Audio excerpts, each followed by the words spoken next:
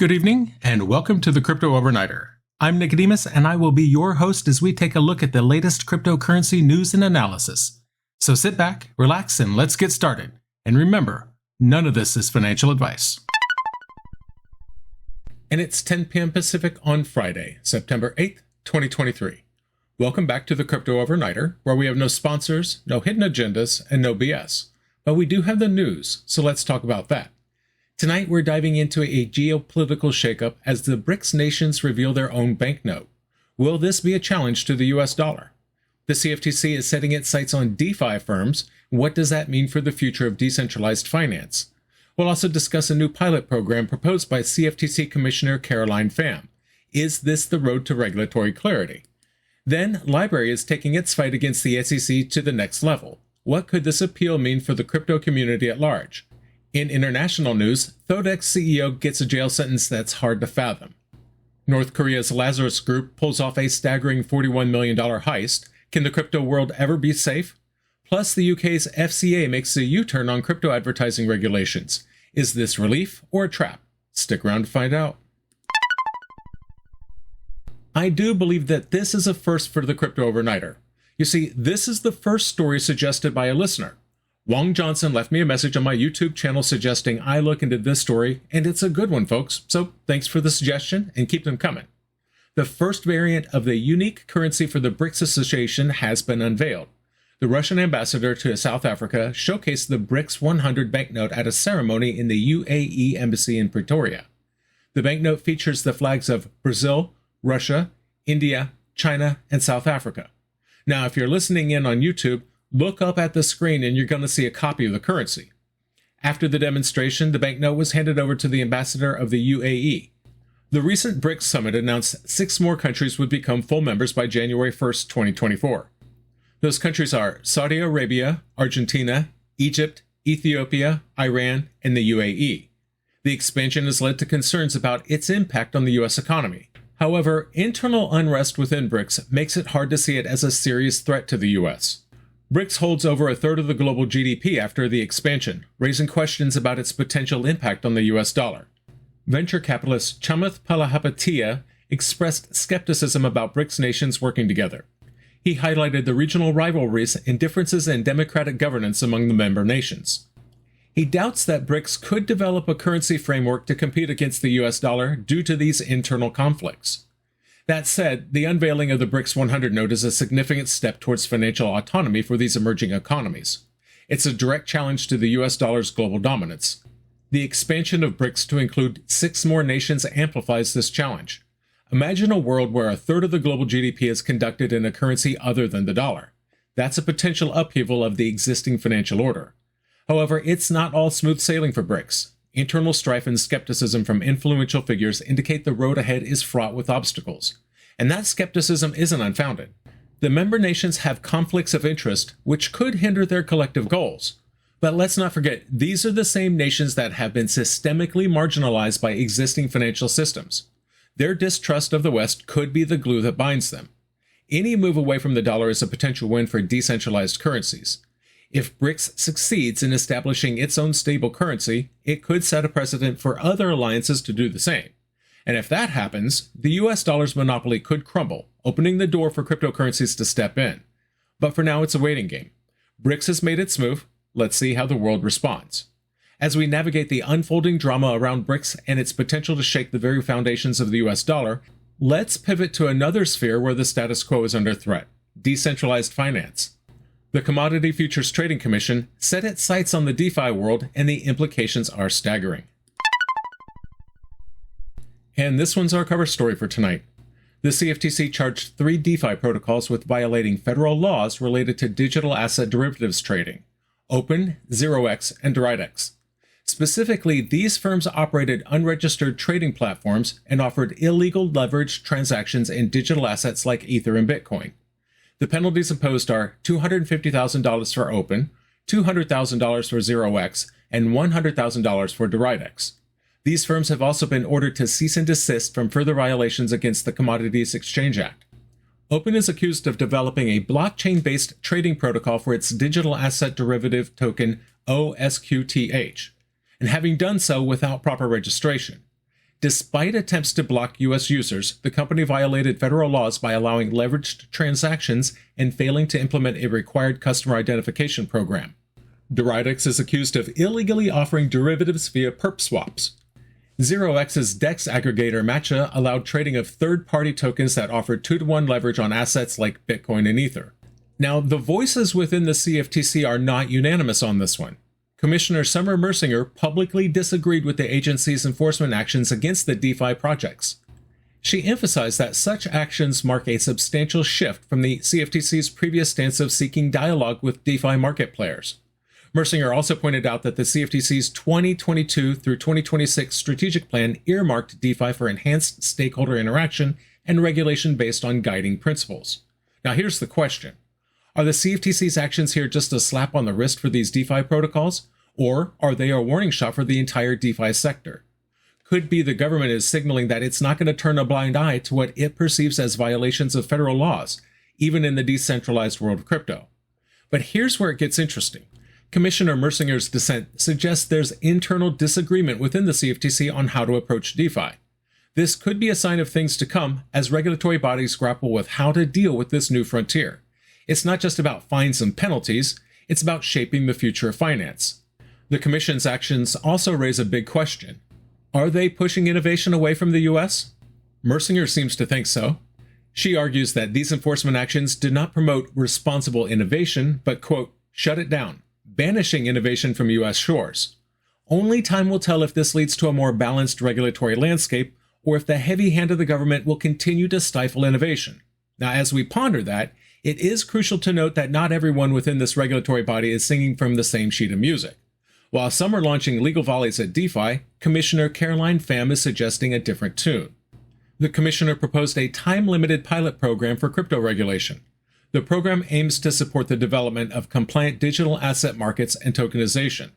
Pham's proposal came during a Cato Institute event and is designed to be shaped through roundtable discussions between regulators and stakeholders. This program would establish guidelines for companies to qualify, register, and manage risks. Pham emphasized the need for the U.S. to act quickly on crypto regulation to avoid falling behind other countries.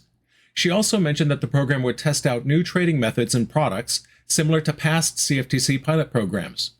The program would then determine whether to implement changes permanently at its conclusion. Pham has been serving as a CFTC commissioner since April 2022 and has called for greater clarity on crypto regulation. The proposed pilot program follows U.S. lawmakers' attempts to clarify the roles of the CFTC and the Securities and Exchange Commission on crypto regulation. The House Financial Services Committee approved the Financial Innovation and Technology for the 21st Century Act, setting the bill up for a full House vote, possibly before 2024. Now, thinking about this, it seems like Pham's proposal is kind of a double-edged sword. On the one hand, it's a step towards regulatory clarity, something that the crypto space desperately needs. On the other hand, it raises questions about how much say the crypto community will actually have in these regulations. Pham was notably vague on this point, and that's concerning. If the CFTC takes a top-down approach, ignoring input from the very community it aims to regulate, we could end up with rules that stifle innovation rather than fostering it. Moreover, the timing is crucial. The U.S. is already lagging behind other nations in crypto regulation. Pham's call for a time-limited program suggests urgency. But how fast can a bureaucratic machine like the CFTC really move? And let's not forget, this is the same government body that's been less than friendly to the crypto space in the past. It hasn't all been just the SEC. Can we trust them to get it right this time? From one U.S. regulatory body to another, the SEC isn't backing down either, but nor is LBRY. As the crypto world watches closely, this appeal against the SEC could be a watershed moment. Stick around, you're not going to want to miss this one. LBRY is a blockchain-based file-sharing network, and it decided to appeal a U.S. District Court ruling. The court had sided with the U.S. SEC, declaring LBRY's native token as an unregistered security. The federal judge rejected their argument that its token had utility and was not solely as an investment. The SEC had initially sought a $22 million fine, but reduced it down to $111,614 due to LBRY's financial constraints. As a result, LBRY previously indicated that it would wind down its operations, but now has reversed course. Now, at the time, the SEC said, quote, The Commission acknowledges LBRY's representations that it's defunct, ceasing operations, and without the funds to pay a larger fine, and recognizes that a defendant's ability to pay is a factor when imposing a civil penalty. The appeal by LBRY is a bold move, especially considering the SEC's recent track record against crypto firms. This case is a litmus test for how the SEC views crypto assets. If LBRY wins, it could set a precedent that challenges the SEC's authority to classify tokens as securities. So what's next? The appeal process will be lengthy and costly, but it's a fight that LBRY seems willing to take on. And they're not alone. The crypto community is watching closely, especially companies like Ripple, which have also been in the SEC's crosshairs. If LBRY can successfully challenge the SEC, it could open the door for other crypto companies to do the same. This is a fight we should all be paying attention to. Now, let's shift our gaze from the SEC to the Anatolian courts. The sentence handed to Thirdex's CEO is a jaw-dropper. Could this extreme case be a sign of what's to come in the realm of crypto regulation? We're about to find out. Faruk Fatih Özer, the CEO of Deridex, a once prominent Turkish crypto exchange, has been sentenced to an eye-popping 11,196 years in prison. Yeah, that seems like a lot. This sentence also extends to his sister, Serap Özer, and his brother, Güven Özer. The charges? Aggravated fraud, running a criminal organization, and money laundering. Deridex was a major player in Turkey's crypto scene until it abruptly ceased operations April 2021. The shutdown left nearly 400,000 users unable to access their funds. Özer initially claimed he was meeting foreign investors and then fled the country. Authorities later found he'd defrauded customers of approximately $2 billion. The trial involved 21 defendants, with sentences potentially totaling over $40,000. So I guess 11,000 years isn't out of the question after all. The Anatolian Ninth Heavy Penal Court acquitted 16 and released another 4 due to lack of evidence. Özer was eventually captured in Albania and extradited back to Turkey. Now, before going offline, Deridex handled trading volumes exceeding $585 million. It was estimated to hold cryptocurrency deposits of about $2 billion. Özer was also sentenced to an additional 7 months and 15 days for failing to submit certain documents to the Turkish Tax Inspection Board. I'm sure everyone's relieved he didn't get over on that one. This sentence has implications for crypto in Turkey. The country has been a hotbed for crypto activity, especially as a hedge against its unstable currency. But with this scandal, the government might tighten its grip on crypto exchanges, possibly stifling innovation and financial freedom. As we grapple with the implications of extreme legal outcomes, there's another form of justice, or rather a lack thereof, that we need to discuss. North Korea's Lazarus Group is back, and this time they've taken an audacious $41 million. How safe is your crypto? Let's break it down. Listeners of the show will remember that Stake.com, a major online crypto casino, was hacked on September 4th, 2023. We talked about this heist the other night, and I called it at the time. I was talking about the sophistication of the actors, and I said I thought it was the North Koreans, for sure. Well, the US government is making the same call.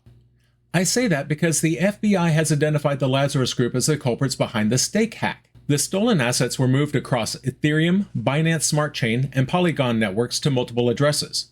The FBI issued a public warning and listed associated blockchain addresses to be vigilant against transactions directly with or derived from those addresses. The Lazarus Group has been involved in other significant thefts, accumulating over $200 million in various cryptocurrency heists just this year. They've stolen approximately $60 million from Apafo and CoinsPaid on July 22, 2023, and another $100 million from Atomic Wallet on June 2, 2023. The U.S. Department of Treasury's Office of Foreign Assets Control already imposed sanctions on the Lazarus Group back in 2019. Stake.com has been notably quiet about the incident. The only public statement from the company assured that user funds are safe. This audacious $41 million theft from Stake.com is a glaring example of the vulnerabilities that still plague the crypto landscape. The FBI's involvement and public warning signify the gravity of the situation, but it also raises questions about the effectiveness of existing cybersecurity measures. The Lazarus Group isn't new to this game. Their track record just this year alone is staggering. It's not just the amount stolen, but the audacity to target multiple platforms that should have robust security measures. This isn't just a group of amateur hackers. This is a state-sponsored operation with significant resources. The silence from Stake.com is deafening. While the FBI is making public statements and issuing warnings, Stake.com's only assurance is to its users that their funds are safe. But what does safe even mean in a landscape where a state-sponsored hacker group can easily siphon off $41 million?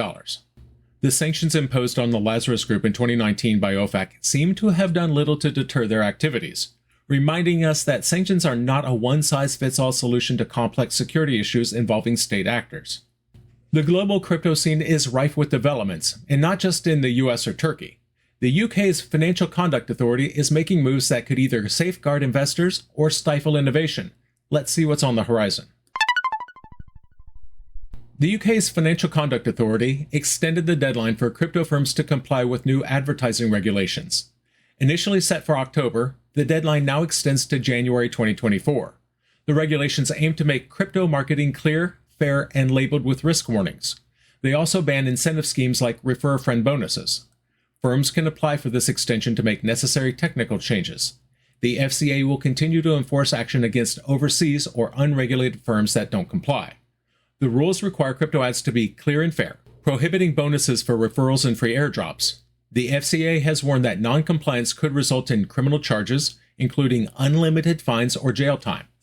The FCA's new rules also target how companies share information about their crypto offerings. This includes websites, apps, social media, and online ads. Companies outside the UK but targeting UK residents must also adhere to these guidelines. The FCA classified crypto firms under its high-risk investments category last year. The regulator cautioned that individuals should only invest in crypto if they understand the risks and are willing to lose their investment. The FCA's decision to extend the deadline is something of a mixed blessing. On one hand, it gives compliant firms time to adapt. On the other, it's a clear signal that the UK government is tightening its grip on the crypto industry. The FCA's focus on clear and fair marketing is a veiled attempt to control how crypto firms interact with potential investors. It's a move that could drive businesses out of the UK, a country that has ambitions to become a crypto hub. The FCA's insistence on enforcing these rules on overseas firms targeting UK residents is another point of contention. It's an overreach that could deter foreign crypto firms from engaging with the UK market. The FCA's classification of crypto as a high-risk investment is also a tactic to discourage individual investors. It's a narrative that fuels the distrust many in the crypto community have for regulatory bodies. So, while the extension might seem like a reprieve, it's part of a larger strategy to regulate and control the crypto industry. It's a move that could have long-term implications, not just for the UK, but for the global crypto market. The FCA's actions have made it clear the battle for financial freedom and decentralization is far from over. So what happened? BRICS countries introduced their unique currency, the BRICS 100 banknote. With 6 new nations joining, they now account for a third of the global GDP. Yet internal conflicts raise questions about their ability to challenge the US dollar. The CFTC slapped heavy fines on DeFi protocols Opyn, ZeroEx, and Deridex for operating unregistered trading platforms. However, dissent within the CFTC suggests a more nuanced approach could be in the works. Meanwhile, Commissioner Caroline Pham proposed a time-limited pilot program for crypto regulation. While aiming for clarity, the proposal raises questions about potential overreach and the speed of regulatory change. LBRY appealed a U.S. District Court ruling that said its native token, LBC, was an unregistered security. The appeal could set a precedent and challenge the SEC's current stance on crypto assets. Farouk Fatih Ozer, CEO of Deridex, has been sentenced to over 11,000 years in prison for fraud and money laundering, sending a stern warning to crypto fraudsters. The FBI identified the North Korean hacker organization Lazarus Group as the culprits behind a $41 million crypto heist, raising questions about the security of the crypto landscape. The UK's FCA extended the deadline for crypto firms to comply with new advertising regulations, but the tightening rules may stifle innovation and discourage foreign firms. And that's going to do it for us tonight. I want to thank you, my listeners, because when you stop listening, I will stop talking. If you enjoyed tonight's show, then please like, follow, subscribe, leave a rating, or maybe a review. And in the meantime, we'll see you tomorrow night.